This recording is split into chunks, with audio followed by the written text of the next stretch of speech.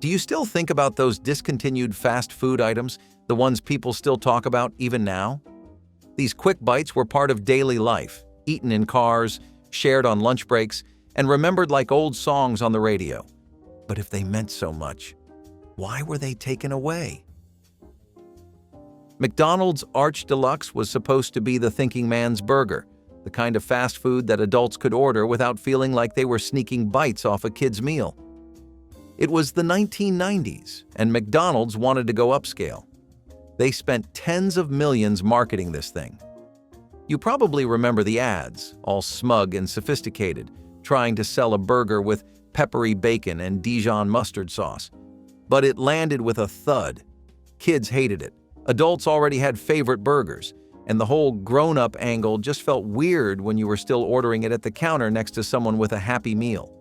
Still, the Arch Deluxe had a fan base. Some people genuinely loved the bun, the tangy sauce, the bite of lettuce that did not come pre-shredded. It was different, maybe too different. In hindsight, it was not a bad burger. It was just in the wrong place at the wrong time. Today, if you bring it up, someone always says, "I kind of like that one." It had that soft sourdough roll, a patty that was actually seasoned, and a flavor profile that said, "This ain't for kids." And even if it failed in style. The Taco Bell Beefer sounded like a dare. A taco, but a sandwich, ground beef, lettuce, cheese, all packed into a hamburger bun and wrapped in paper. It was Taco Bell's bold answer to burger chains in the 1970s. People either loved it or had no idea what to do with it. It looked like a fast food sloppy Joe. It leaked, it dripped, but it hit hard after a long shift or a rough night. The Bell Beefer had that seasoned taco meat Taco Bell was famous for, but the bun made it portable in a way soft tortillas never quite did. It was messy but memorable. In an era before everything was optimized and tested for maximum Instagram appeal, this sandwich just showed up and made its case. People still talk about it in forums and late-night diner booths like a friend that moved away. Maybe it was too ugly to last. Maybe the bun never really held together the way it should. But what it lacked in grace, it made up for in flavor. And for those who grew up with it, no taco shell has quite filled that void. Burger King's Yumbo. Hot ham and cheese felt like a cafeteria lunch done right. Back in the 1970s, it showed up on the menu with no flash, just a warm sesame bun, slices of deli ham, and a melted cheese blend that hugged every bite. For a while, it was everywhere, quietly filling the void between burgers and fries. The Yumbo was not trying to reinvent the wheel, it was just trying to make lunch comforting again. And it did. People remember it because it felt honest, warm, gooey. It made you feel like you were not eating fast food for once. When Burger King brought it back briefly in the 2010s, it did not catch fire. But that was not the Yumbo's fault. The world had changed. Palates had shifted. But the sandwich itself? It held up. Fans still say it was underrated. It was what you ordered when you were not in the mood for flame-grilled anything. You got it because you wanted something simple and soft and cheesy and good. And honestly, who could blame you? The Yumbo might be gone, but its warmth lingers. The McDLT might as well have been a science project disguised as a sandwich. McDonald's had this idea in the 1980s. What if you kept the hot stuff hot and the cold stuff cold until the very last second? Enter the two-compartment styrofoam container. On one side, a hot beef patty and toasted bottom bun. On the other, lettuce, tomato, pickles, and a fluffy top bun. You put it together yourself. For kids, it was pure magic. For adults, it was a bit of a chore, but no one forgot it. It was fun, it was new, and it tasted better than it had any right to. The lettuce stayed crisp, the tomato didn't wilt, the patty still sizzled. For a brief moment, it felt like the future had arrived, and it came in a box. Of course, the packaging drew fire later on. Environmental concerns were rising, and a double-walled styrofoam burger coffin was a bad look. Eventually, the McDLT faded out. But say the name today and someone will smile and nod. They remember the snap of that box, the way it made you feel like you were building something special. For once, your lunch needed you. Pizza Hut's Prizo. Italian pie was not just a pizza, it was a full event. Introduced in the mid-1980s, this thing was a monster. It had 2 layers of crust, cheese stuffed in every crevice, and enough toppings to make a calzone blush. If you ordered it, you had to wait. But when it came to the table, heads turned. This was not something you scarfed down during a lunch break. It was a sit-down, share-with-friends kind of pie. Rich, dense, cheesy in a way that made your arteries flinch. But it had heart, and it had flair. Some people said it was Pizza Hut's attempt to compete with deep dish. Others said it was a nod to old-school Italian cooking. Whatever the case, it was unlike anything else on the menu. And when it disappeared, it took a whole vibe with it. These days, people reminisce about it like they do about record stores and Saturday cartoons. The Prizo was the kind of food that reminded you fast food could feel a little fancy without losing its soul. It was heavy, sure, but it was also unforgettable. Wendys Superbar was pure chaos, and people loved it for exactly that reason. Launched in the 1980s, it was part salad bar, part pasta station, part taco table. You walked in expecting a burger and left feeling like you had just stumbled into a buffet. Parents liked it because it gave the kids something to do. Kids liked it because they could build whatever they wanted. Was it always clean? Not really. Did it matter? Not at all. For a few dollars, you could stack a plate with spaghetti, shredded lettuce, croutons, and some taco meat, and call it lunch. It was customizable comfort food before that phrase even existed. Wendys eventually pulled the plug on it, citing mess, cost, and labor. But the memory of the Superbar lives on. For many, it was the only time a fast food place felt like your personal cafeteria. You were not ordering food, you were assembling it. Maybe that is why it still comes up in conversation. It was weird, it was messy, but it was yours. And in a world of predetermined combo meals, that mattered. McDonald's onion nuggets were a strange but beautiful thing. Picture this: not rings, but chunks. Thick, golden, battered pieces of onion, fried until crunchy outside and soft inside. They were not on the menu long, but they left a lasting impact. In the late 1970s and early 1980s, McDonald's was testing new sides, and this one almost made it big. Some say they were the prequel to chicken nuggets. Others say they were better. Either way, they had a fan club. You could dunk them in ketchup, mustard, or that orange sweet and sour sauce they used to give out in tiny peel-back tubs. They were messy, addictive, and unapologetically greasy. And then one day, gone.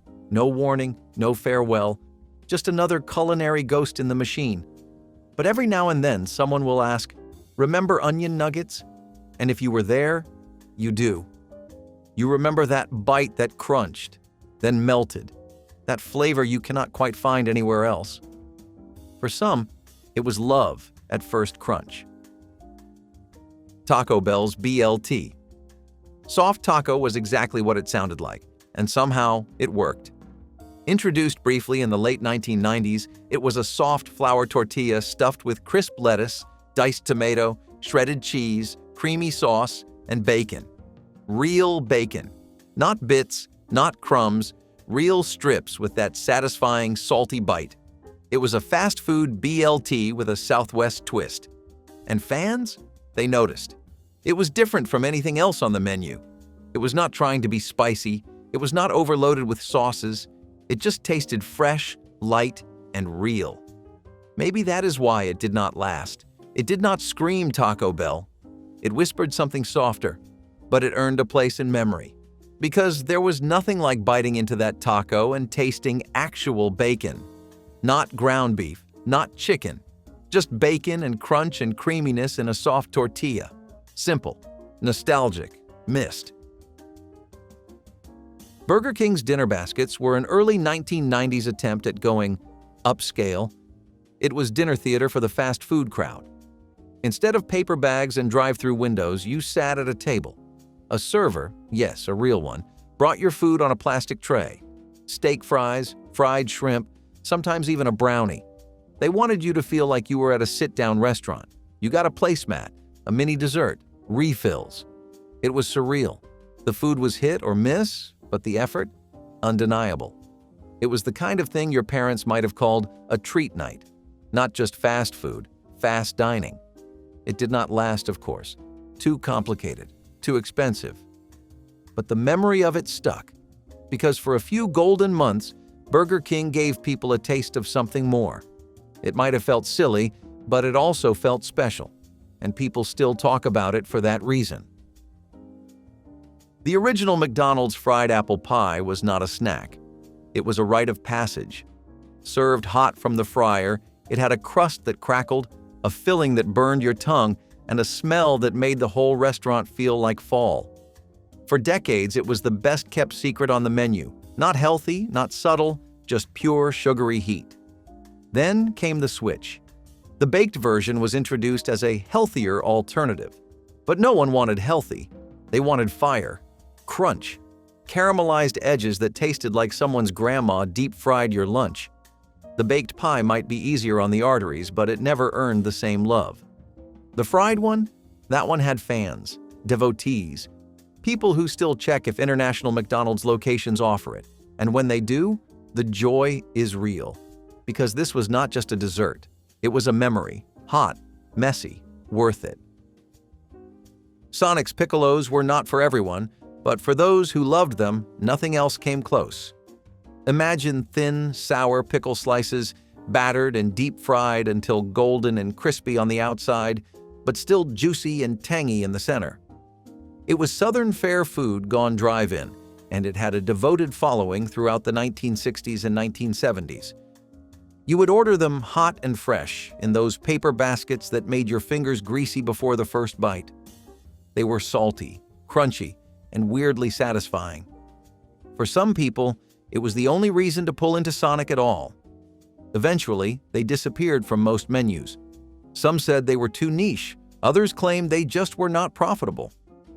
But their legend lived on, especially in states like Texas and Oklahoma, where people still ask if Sonic will ever bring them back. There is something so specific about a fried pickle. It is not elegant, it is not subtle, but it is bold, and it sticks with you. If you grew up around one of the lucky locations that had Piccolos, then you know. And if you did not, you probably heard about them anyway. That is how cult classics work. Hardee's Frisco Burger was something different, something better, if you were lucky enough to get your hands on it. This was not your standard fast food burger. It came on toasted sourdough bread instead of a bun, with crispy bacon, melted Swiss cheese, tomato, and a tangy sauce that nobody could quite name, but everyone seemed to love. There was something about that combination that just felt richer, more grown up. It tasted like it belonged in a diner, not a drive-thru. Introduced in the 1990s, the Frisco Burger stood out from the crowd. It was hearty, messy, and somehow elegant in its own way. Then, for reasons nobody really explained, it started vanishing from menus. Some stores kept it around longer than others. A few lucky fans still find it at certain locations, but most just sigh and remember. It was not the most famous fast food item, but for a brief moment, it was one of the best. That sourdough alone? Worth the trip. And the bacon Swiss combo is still considered one of the most balanced flavor pairings to ever hit the Hardee's menu. People still try to recreate it at home, and that tells you all you need to know. Jack in the Box's bonus. Jack was their answer to the Big Mac, but some fans say it outperformed its rival in flavor. It had 2 beef patties, lettuce, cheese, pickles, and a special sauce, stacked high on a triple-layer bun. Sound familiar? Sure. But there was something about the bonus Jack that felt looser, juicier, and less manufactured. It did not have the same corporate precision, and that was a good thing. Launched in the 1970s, this was a burger that embraced excess, and while it never quite matched the Big Mac in fame, it built a strong following all its own. It showed up, made a scene, and stuck around in people's memories long after it left the menu. Every now and then, Jack in the Box brings it back for a limited run, and the excitement is real. People line up to get a taste of something they grew up on. It is not just a burger, it is nostalgia between buns. The bonus jack was everything we liked about fast food before it got too clean, too calculated. It was a messy, satisfying bite of the past. McDonald's McPa feels like a fever dream, but it really happened. In the late 1980s and early 1990s, you could walk into a McDonald's and order an actual pizza. It came in a pizza box. It had cheese that pulled. And it took longer to make than anything else on the menu. That was part of the problem. The ovens were new. The timing was weird, and fast food was not built for a 10-minute wait. But for a short while, families could split a McPizza like it was Friday night at the bowling alley. Some locations even had a window where you could watch them slide it into a conveyor oven. It was not gourmet, but it was not bad either. The crust was soft, the sauce was sweet, and kids loved it. McDonald's tried hard to make it work, but the logistics just did not add up. Eventually, the experiment ended. Still, to this day, people bring it up as the ultimate remember when. It was a bold swing, and even though it missed, it is the kind of risk people wish fast food chains would take again. Before curly fries became Arby's signature side, there were home-style fries. Thick, crinkle-cut, lightly seasoned wedges that filled you up and left your fingers coated in a warm layer of potato salt. These were not flashy, they were hearty. You dipped them in ketchup or cheese sauce, and they held their shape like champions. The home-style fry was the working man's side dish, solid, dependable, and just greasy enough to count as comfort food. In the 1980s and early 1990s, they were a staple. But when curly fries showed up with their seasoned twirls and wild texture, the home-style fry quietly left the spotlight. Some argue it was a downgrade.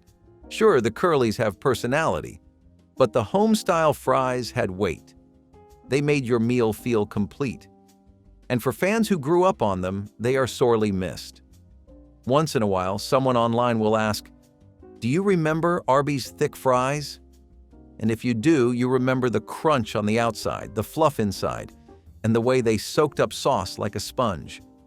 Not everything needs a twist. Sometimes you just want a straight line to satisfaction. The Enchurito from Taco Bell was exactly what it sounded like, a love child between an enchilada and a burrito. Soft flour tortilla filled with seasoned ground beef, beans, and onions, then doused in red sauce and topped with melted cheese. It came in a black tray with a lid that barely held everything in. You needed a fork, you needed napkins, and you needed time to enjoy it, because this was not a grab-and-go kind of meal. It was hot, heavy, and deeply satisfying. Introduced in the 1970s, discontinued in the early 1990s, and then brought back briefly, each time the reaction was the same: joy. People loved the Enchurito. It was messy, sure, but it tasted like something your aunt would make if your aunt was on a budget and had a soft spot for Tex-Mex. These days, it lives on in copycat recipes and fan petitions. Some locations will even still make it if you ask nicely and know the trick.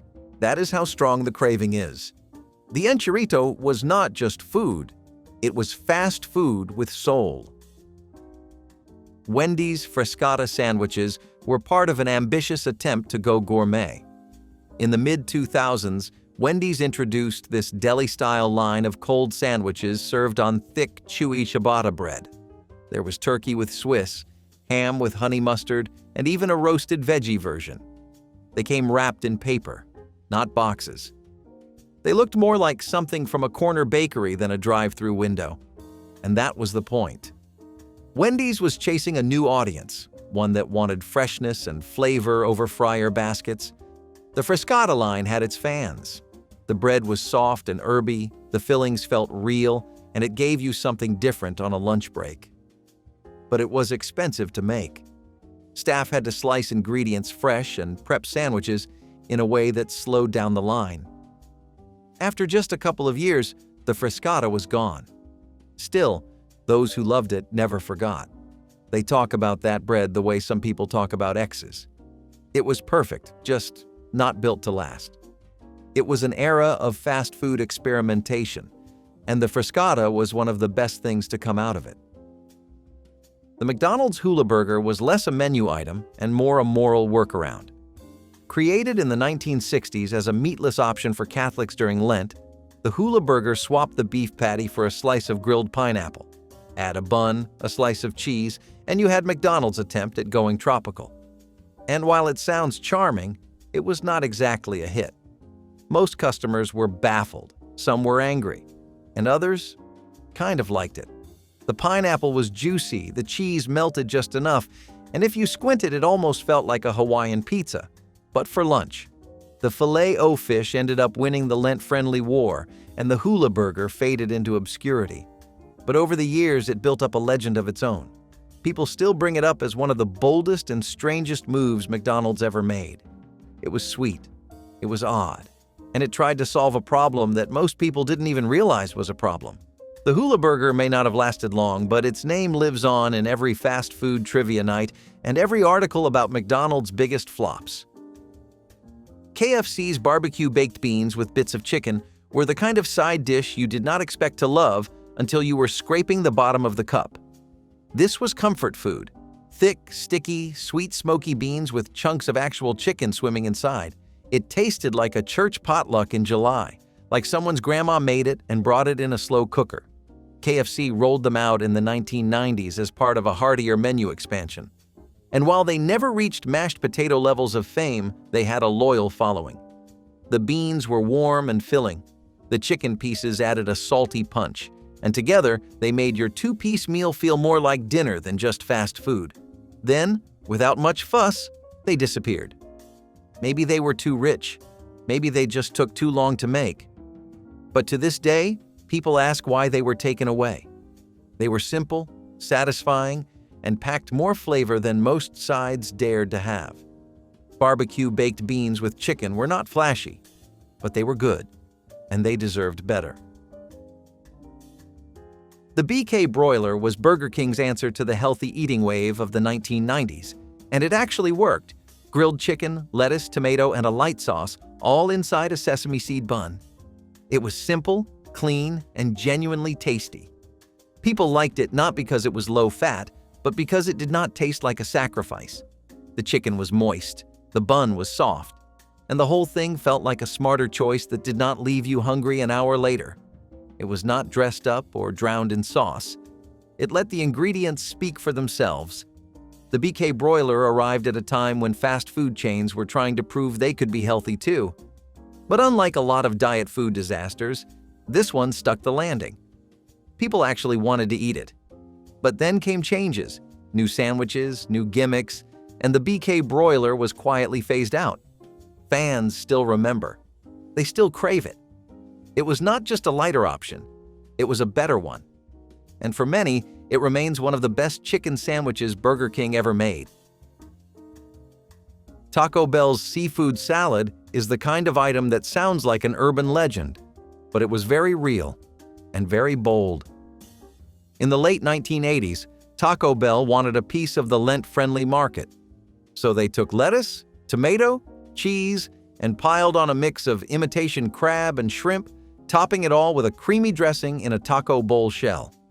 The result? Confusion, curiosity, and a lot of raised eyebrows. Fast food seafood was already risky. Doing it in salad form was next level. But some people loved it. The flavors were surprisingly mild, the texture not too far off from other Taco Bell offerings, and it had the novelty of feeling fancy without being expensive. Others thought it was a bad fit, and not just because seafood and tacos are not always the most natural pairing. The salad eventually vanished, and Taco Bell never went back to anything quite like it. Still, fans remember it vividly. Maybe it was the shell. Maybe it was the idea that Taco Bell could do more than ground beef and cheese. Whatever the case, the seafood salad earned a strange kind of fame. It did not last, but it made an impression.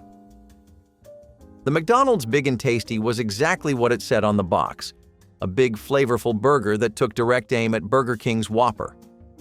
Introduced in the late 1990s, it had a wide beef patty, leaf lettuce, a thick tomato slice, onions, pickles, ketchup, and a smear of mayo. It was built to feel more grown-up than a cheeseburger, but more classic than the Arch Deluxe. And it found its niche. Some people loved it for the fresh toppings. Others praised the seasoning on the patty. It was a dependable, solid burger that managed to stand out without screaming for attention. It never quite became iconic, but it had a loyal base. When it was pulled from the menu, it left a quiet hole that never quite got filled. You will still find people online saying it was their go-to order. Some swear it tasted better than anything on today's menu. It did not try to be extreme. It just tried to be good, and for a while, that was enough. Pizza Hut's Triple Decker.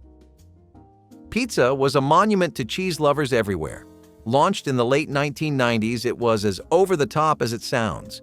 2 thin crusts with a molten layer of cheese in between, then another load of cheese and toppings on top. It was indulgent, it was ridiculous, and it was wonderful. Every slice oozed from the middle out, stringy and greasy in the best way. The crusts were thin but firm, the fillings rich enough to require a nap after eating. It felt like Pizza Hut looked around and said, "What if we just doubled everything?" And for a time it worked. Kids loved it. Adults pretended not to. It was not practical, and it was not cheap. But it was fun.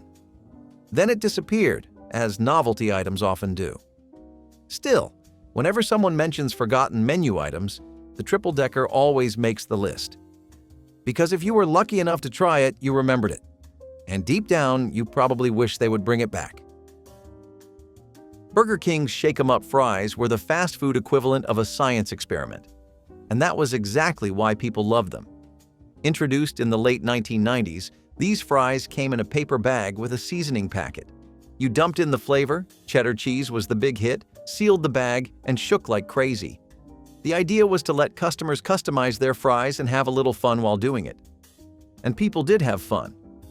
Sure, the seasoning never quite coated evenly, and the shaking often turned your car into a salty mess. But it was interactive. It made your order feel like a game. It gave kids something to do and teens something to laugh about.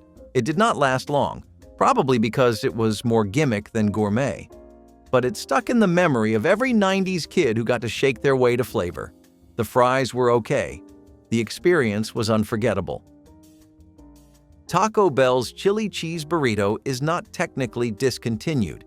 It is just really, really hard to find. Launched in the late 1980s, this simple burrito packed chili-style beef and warm melted cheese into a soft tortilla. No lettuce, no tomato, no rice. Just hot, gooey, stick-to-your-ribs comfort. It was beloved by those who tried it. And then, it vanished from most locations. But not all.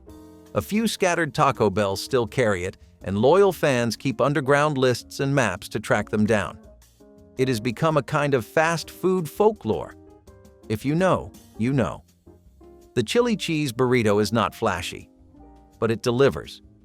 Every bite is messy and satisfying, like something your college roommate invented, but better. Some people say it is the best thing Taco Bell ever made. The fact that you still have to hunt for it makes it even more special. McDonald's Cheddar Melt was a sleeper hit, quietly loved and quickly missed. Released in the late 1980s, it took a standard beef patty and smothered it in creamy cheddar cheese sauce and sautéed onions, all served on a warm rye bun. It was rich, savory, and felt like a deli sandwich in disguise. The cheddar sauce had a sharp, salty edge that melted perfectly into the meat. The onions were sweet and soft, and the rye gave it all a deeper, earthy flavor you just did not find in other burgers. It was not on the menu for long, but for those who tried it, the cheddar melt never really went away. People still talk about it with a kind of reverence, like it was too good to last. It has been gone for decades, but it still lives on in copycat recipes and online petitions. If you know, you remember. Wendys Stuffed Pita sandwiches were the chain's brief foray into Mediterranean light. Introduced in the late 1990s, they came in soft, warm pitas packed with shredded lettuce, diced tomatoes, grilled chicken or vegetables, and tangy sauces.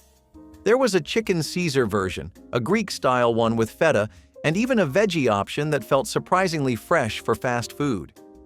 They were easy to eat, light but filling, and genuinely flavorful. For a while, it seemed like Wendys had tapped into something special, But the pitas required extra prep. They were more work to make, more expensive to keep stocked, and harder to market next to a double cheeseburger. So they faded away, but not from memory.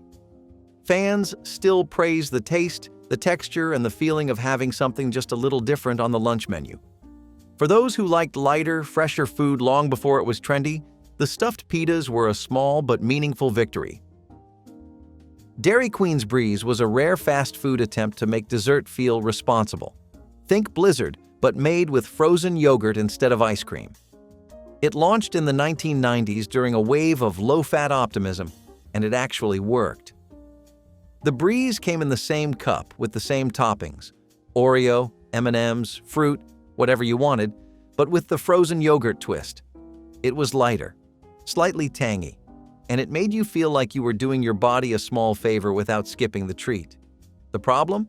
Not enough people ordered it, and storing frozen yogurt in every location proved too much of a hassle, so it was quietly discontinued. But fans remember, because in a sea of indulgence, the Brie was one of the only fast food desserts that gave people options. And even now, some still ask for it, hoping it will make a comeback.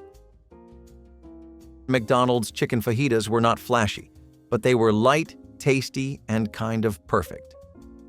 Launched in the 1990s, these small flour tortillas were filled with grilled chicken strips, peppers, and onions, then wrapped tight and served warm. They came in little paper sleeves and paired beautifully with a side of salsa. They were part of the chain's brief attempt to offer more Southwestern flavors.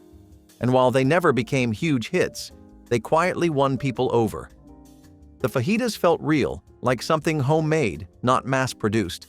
The flavor was mild but warm, the veggies had just enough bite, and they were easy to eat on the go. They disappeared without fanfare. But ask around, and someone will still say, "Man, I miss those." They were not a blockbuster. They were a comfort item.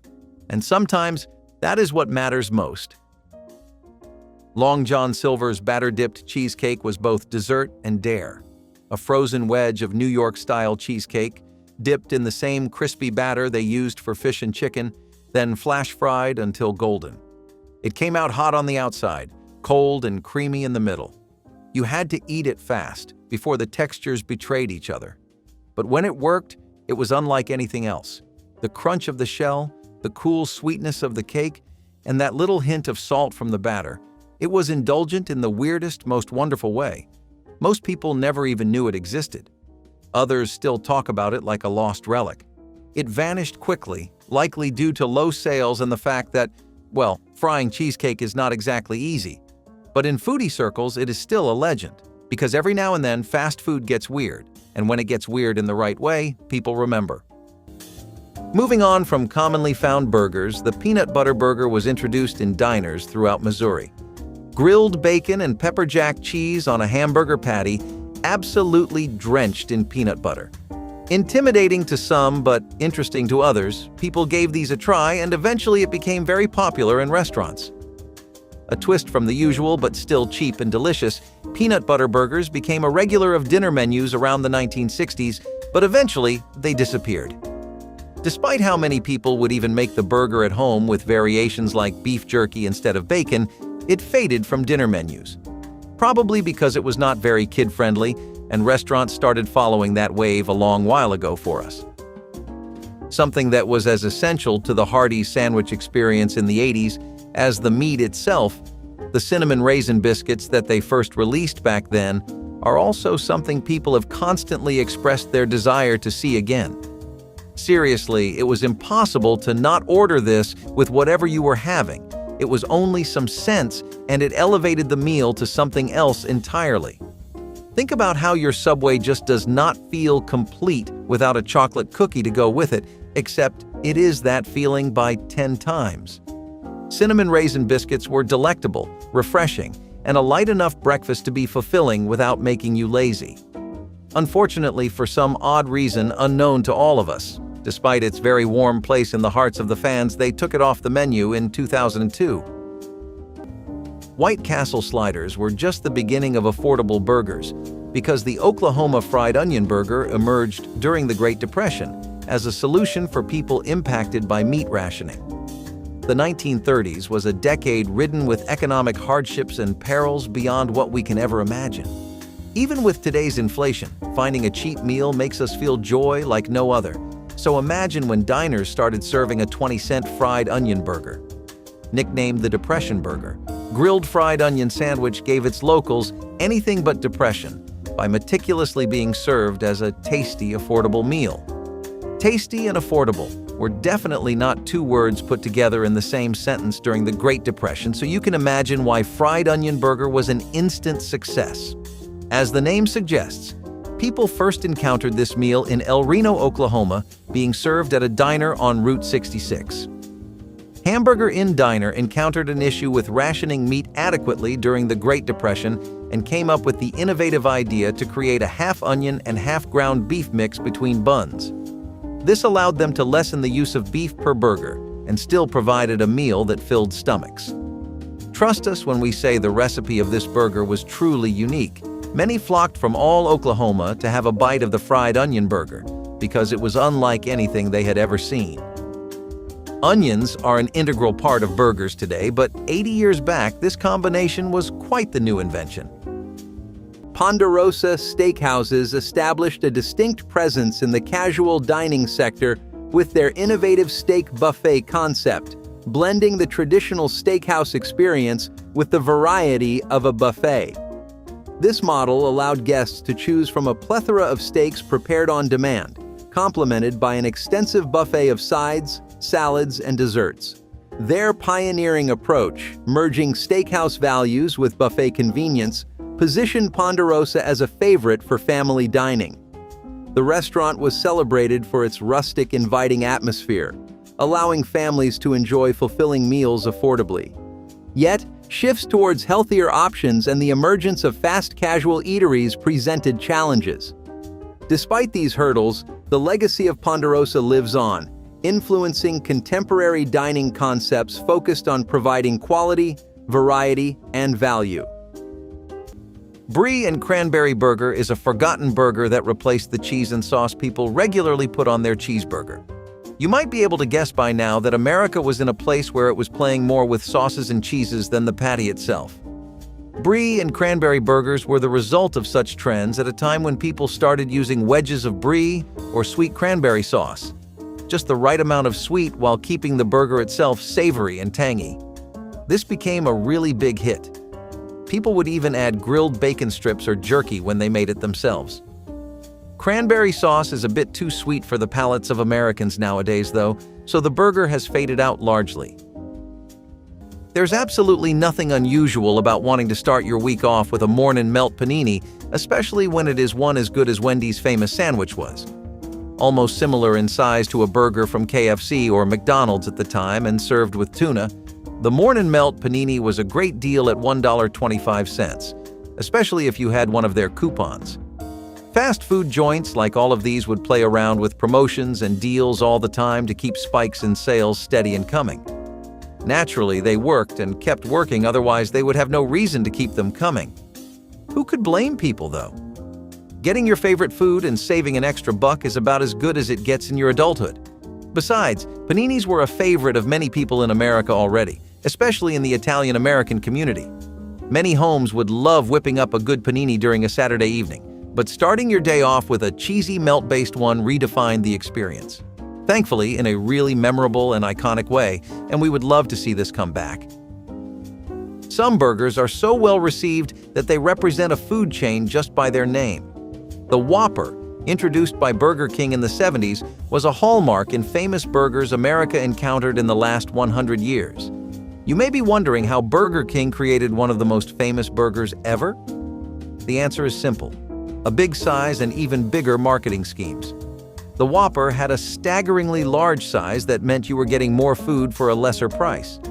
70s saw a rise in inflation and fast food prices went up, yet Burger King maintained their prices, selling a Whopper for only 37 cents.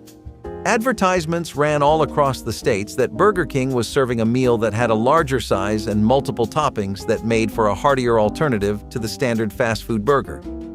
That too for just 37 cents. A good taste paired with strong advertising made the Whopper a huge success for this fast food chain. But what impact did the Whopper have on the general burger scheme in America? After the Whopper, fast food chains increased the serving size of their burgers. And though they were not as big as Burger King's meal, burgers in America definitely got bigger.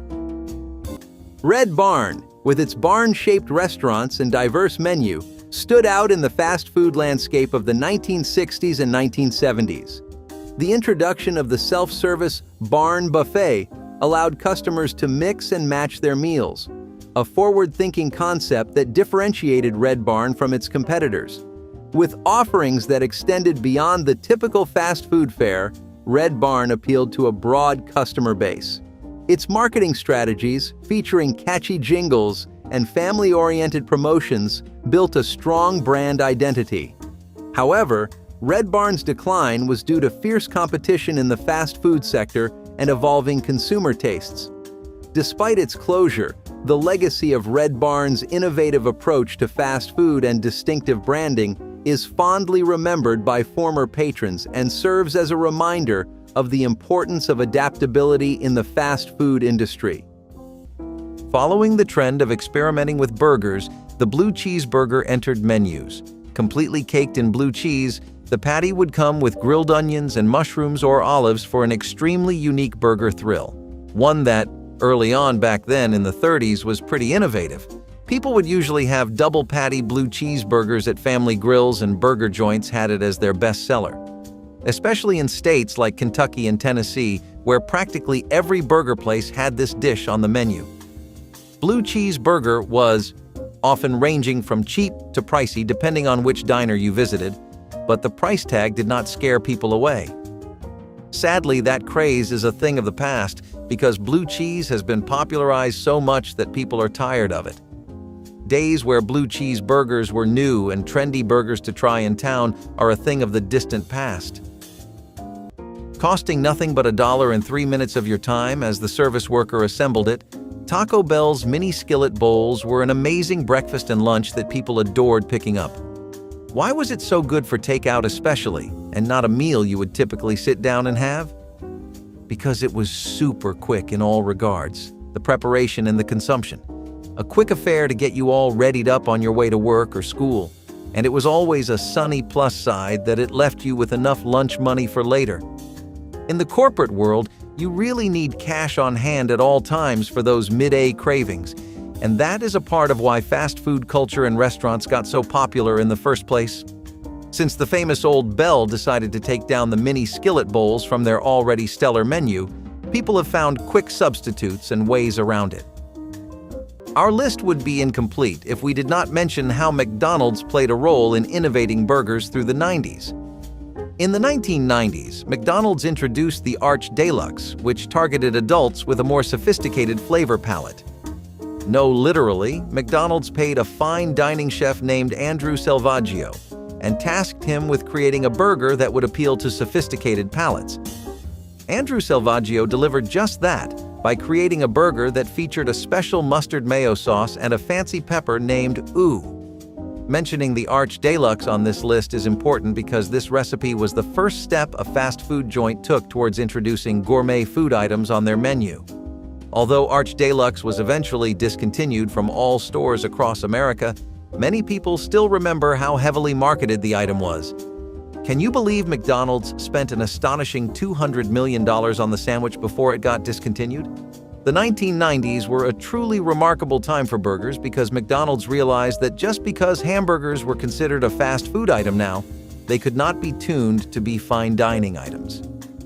Arch Deluxe may have not been as successful as they anticipated, but it definitely started a conversation on how fast food customers could be provided with a premium taste at a faster speed and cheaper rates.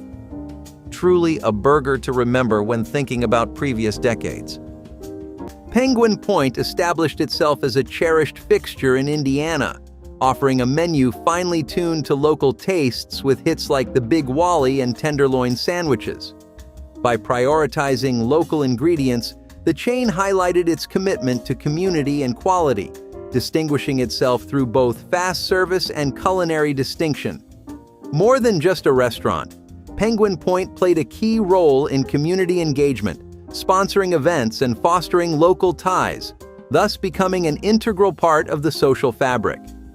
Despite challenges from larger competitors and changing tastes, Penguin Point's enduring legacy underlines the lasting impact of establishments that resonate deeply with their communities, affirming its place in Indiana's fast food heritage.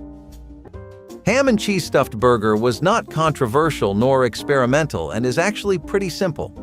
Packed to the brim with cheese and ham in soft brioche buns, a bit of deli ham and some Old Bay seasoning were all you needed.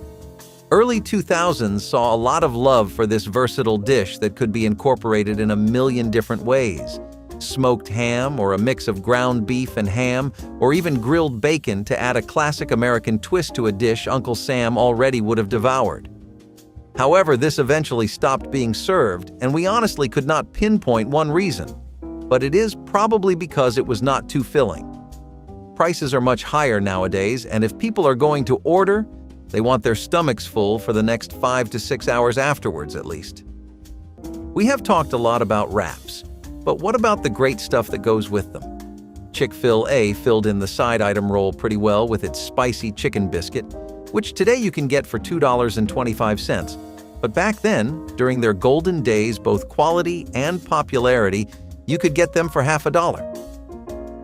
Spicy chicken biscuits were also great as a combo meal with a drink and a side of your picking, and that was something people definitely reacted positively to.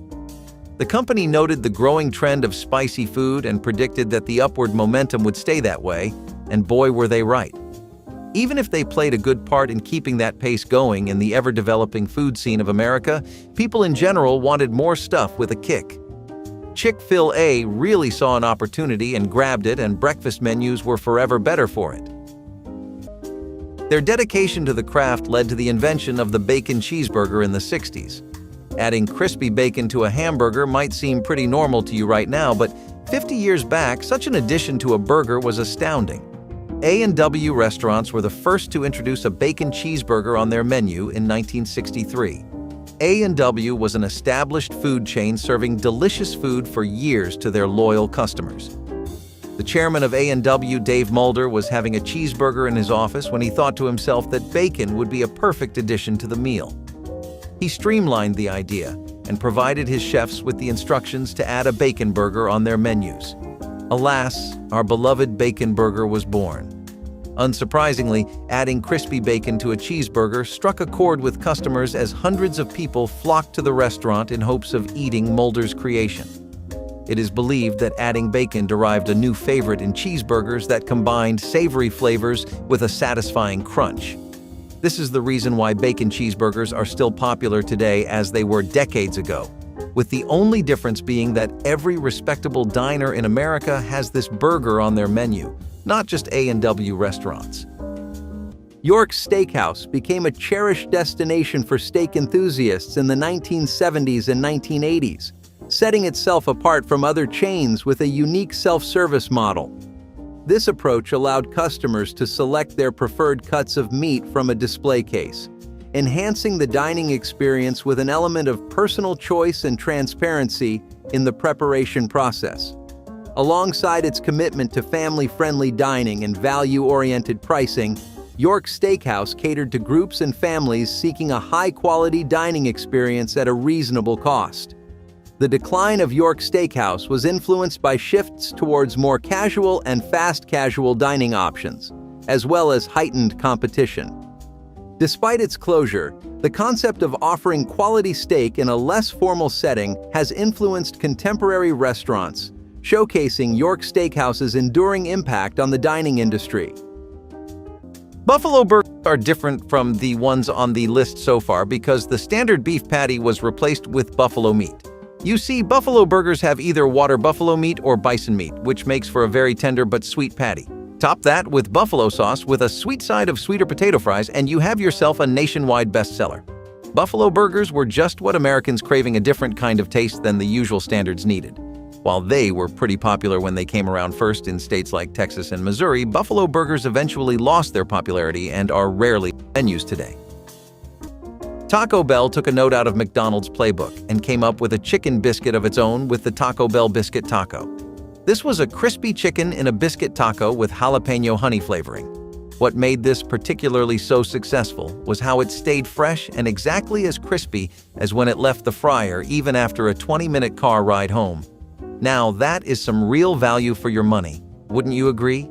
Plus, the crushed bits of tortilla chip that you could find in the taco were just the perfect topping, making it a very satisfying breakfast snack.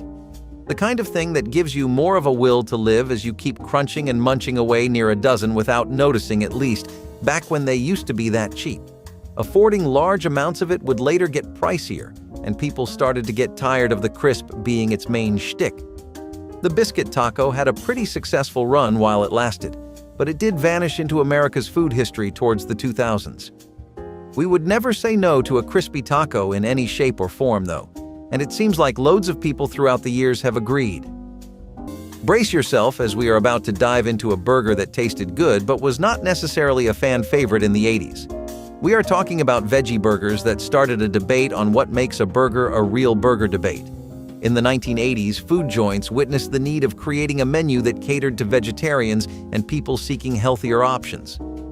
Paul Wenner owned a restaurant named the Garden House in Oregon, where he primarily served vegetarian food. He felt as though people were missing out on the taste of hamburgers because of their diet option, and thus created the Garden Burger. Very similar to today's mock meat burgers, Veggie Burgers were made using vegetables and grains like chickpea and wheat gluten to create a mock meat patty.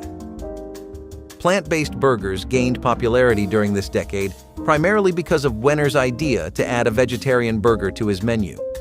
Multiple diners picked up on the trend to add plant-based burgers on their menus because they saw a demand in the market for such items. While the taste is not exactly what prompted people to add the burger on their menus, they eventually accepted the possibility of a burger with no real meat.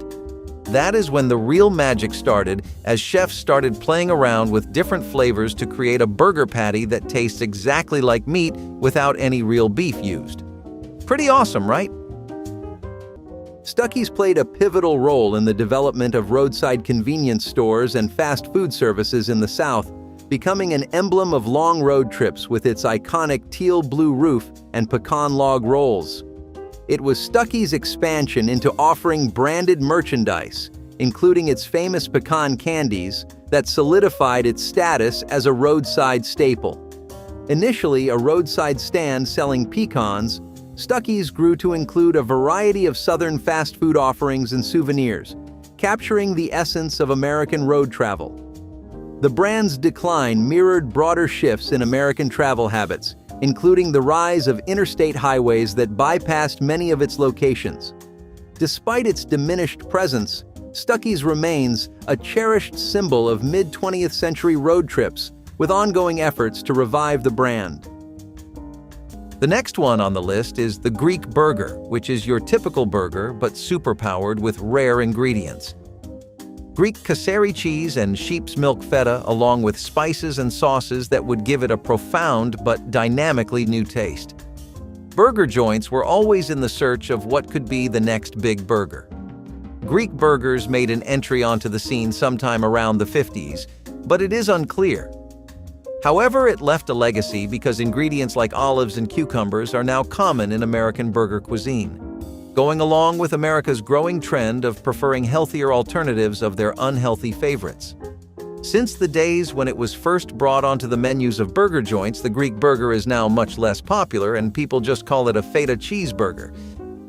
Speaking of dreamy sandwiches that set the mood just right, it would be downright criminal to record this and not talk about Jack in the Box's prime rib steak and egg sandwich. A warm flour tortilla wrap with hash browns, prime rib, cheese, onions, and a lot more, making it one of the most premium savory thrills you could get on an affordable budget. People ate these up like goblins, sparing no thought for the punch to their gut health-wise or how heavy one of these really was. Listen, this really shouldn't be too surprising if you know anything about prime rib steak and America's long-standing love for each other. It has always been one of the most popular ways to get your protein, and the idea of prime rib steak sandwiches and other bread-based dishes is not new. What was new was the innovative flavors Jack in the Box managed to hit and maintain with its sauces, and we gotta say, adding in the hash browns definitely helped too. Something we would spend a quarter of our paycheck on if it came out today for sure. As hamburgers became a staple food in American diners, chefs were always looking to switch up recipes. In came the iconic 50s steam burger, encapsulating the flavor of diner-style cheeseburgers with a twist. Simply put, the recipe combined notes of beef cheese and a bun just like any other hamburger, but played around with the ingredients and preparation method. Steam burger was made using white cheddar cheese instead of yellow, had a steamed meat patty with a little sear, and was served on a Kaiser roll. As for the taste, well, it tasted much richer and smoky than your average hamburger. Steam burgers made for a great meal after a long day of work or on a day when your family was craving hamburgers. We say this because the burger originates from a small town in Detroit called Farmington Hills, where Green's Hamburger started serving them for just 16 cents a piece. Economically, having a steam burger made a lot of sense, and the taste was good enough to make the meal a bargain for anyone. Steam burgers gained traction during the 50s, which led to many diners serving their variants of a steamed patty, each with different cheeses or condiments. Today, it is very rare to see diners serving steamed meat patties, but during this decade, it became quite a common practice for people. What was once considered niche turned into a trusted method of creating burgers. Chefs back in the day were extremely creative with ensuring people never got tired of burgers. Woolworth's lunch counters were an integral part of American dining, offering simple, affordable meals to the masses. Pioneers of self-service, these counters allowed customers to choose from a variety of pre-made dishes, revolutionizing dining with speed and convenience. Known for their grilled sandwiches and ice cream sundaes, they epitomized mid-20th century American life and played a pivotal role in the civil rights movement through historic sit-ins. However, the rise of malls and fast food chains signaled their decline, reflecting changing retail and dining trends. Although Woolworth's unique experience has not been replicated, its legacy remains a cherished memory of a past era in American culture. An extremely popular staple of Route 66 in California was the California burger, a trademark of the state. However, it was actually invented much earlier, around 1926 in the state. Going into any burger joint down the coast, you could always expect lettuce, avocado, and a heaping helping of cheese on your burger. Tomato slices would also be on the burger in 9 restaurants out of 10, or else the burger was not complete. Burgers were really plain back then. They would just involve patties and cheese. California burgers were one of the first new flavors in Burger Town. Double beef patty variants came around when it got so popular, people just needed more. Nowadays, this is just known as a common burger, but back then it was the pride and joy of California. Along the same time as McDonald's and Burger King was making breakfast items, you had Wendys trying to get into the game early with their breakfast burrito, which really did do much better than they initially expected it would. People knew Wendys for their chicken and their amazing square beef hamburger patties, so it is not surprising that some people went in with hesitant minds when they first ordered this. We always say you cannot know until you try, and that could not have been truer for Americans when they would start taking their first bites of a succulent, explosive breakfast burrito. It had a perfect mix of flavors and harmony between meat, vegetables, sauces, and bread, all in some very affordable. Wendys' use of cheddar cheese also really got people going and sold them on the idea Americans will eat almost anything if you put some hot melted cheese on it. The success of Wendys' newly propelled breakfast menu, including the burrito, slowed down around 2013, so it's pretty disappointing that you cannot get that same luxury yet incredibly cheap breakfast. Perhaps the most iconic burger emerged in the 40s, as in 1948. InNOut Burgers officially opened in California. InNOut is not a name foreign to any of us today. Till this day, they are serving some of the best hamburgers in America. But how did their burgers fare against others when the joint was newly opened? InNOut realized the importance of fast food delivery and used this to their advantage to pioneer a drive-through concept for their customers. This decision would turn out to be a great success, as the presence of a drive-through attracted loads of people to InNOut. Locals had no idea how great the burgers would be, as they simply enjoyed the concept of a fast delivery. But once people started trying their hamburgers, a sense of enlightenment struck them. InNOut was serving some of the best burgers in town with a sauce they regarded as the secret InNOut sauce. News quickly spread in town that the new burger joint with a drive-thru has some of the sauciest burgers out there. Soon enough, their simple yet delicious burgers, especially the Double-Double, became iconic on the West Coast. This was the decade when diners started including condiments in burger recipes, and the InNOut sauce made their burgers stand out amongst all the competition. Instead of visiting InNOut Burgers for fast delivery, people were now lining up outside their store to buy a cheesy, saucy double patty burger that wrapped all the funky flavors of the 40s in it. If one of these long-lost favorites hit a nerve or your appetite, tell us in the comments, tap like and subscribe for more delicious blasts from the past.